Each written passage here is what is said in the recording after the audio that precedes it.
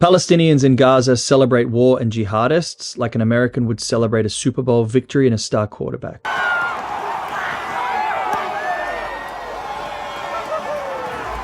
For 15 months, the Arab-Palestinian narrative has tried to convince you and the rest of the world of a false genocide. And for 15 months, I have shown my audience evidence upon evidence that exposes how the Palestinian narrative lies, manipulates, and ultimately celebrates barbaric violence.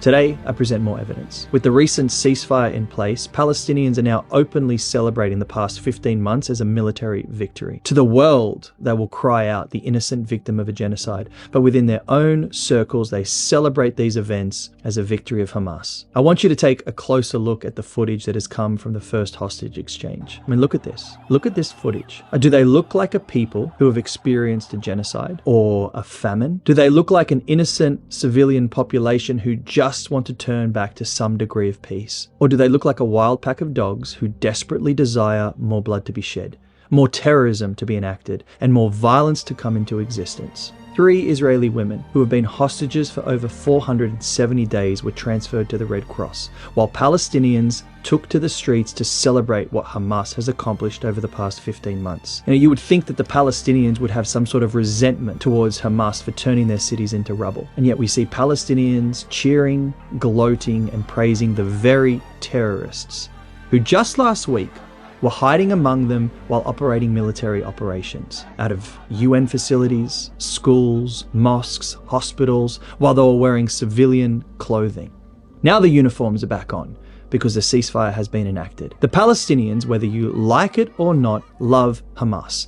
And clearly, they have no issue with further conflict. So what about the so-called Gazan journalists who supposedly reported and saw the worst atrocities? Let's check in on them. Here, they are smiling, laughing, and taking selfies. I mean, who honestly acts like that after a genocide? No one. Unless you're a journalist who works for Hamas. Do you know who these mock journalists are laughing at though? You. And every other person around the world who is bought into their deeply disturbing propaganda campaign of hate, which from the very beginning set out to vilify Israel under the banner of a free Palestine. This is what a free Palestine looks like. Hamas executing and killing Palestinians in the streets that don't support or get behind their jihadist goals.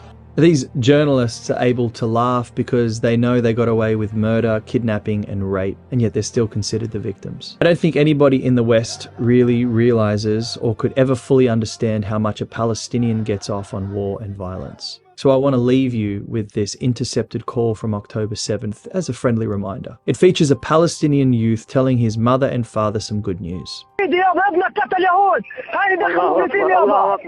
ربنا يحميك يا رب ربنا يحميك يا رب ربنا يحميك يا رب قولك من جوال يهودية قتلتها وقتلت جوزها الله أكبر الله أكبر ولله الحمد الله أكبر ولله الحمد يابا تعال وقف شوف كيف قتلت يابا. Imagine being proud of the number of Jews you killed, so much so that you needed to call your mother and father to share the news. Imagine supporting such a people. And this recent footage proves one thing, that absolutely nothing has changed in the Palestinian mentality. So as a Bible-believing Christian, we must rebuke Palestinian violence. We must rebuke Palestinian jihadism, and we must rebuke the many lies and manipulative tactics that the Palestinians freely exploit.